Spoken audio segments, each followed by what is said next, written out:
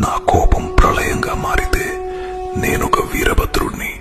ధర్మాన్ని చీకటిలో కలిపేస్తే ఆ చీకటిని చీల్చుకుంటూ వచ్చే కాలభైరవుణ్ణి. సహాయం కోరితే హనుమంతుణ్ణి, ప్రేమని చూపిస్తే అర్ధనారీశ్వరుణ్ణి. ఎక్కడైతే ఈ సృష్టి ఆగిపోతుందో నేను అక్కడ నుంచి మొదలవుతాను. నాకు ఆది అంతం లేదు. శ్మశానంలో చావుకి తోడుగా ఉండే కాటి కాపరిని, నిరంతరం ధ్యానం చేసే అఘోరాని, నాగేంద్రుడిని ధరించిన నీలకంఠుడిని.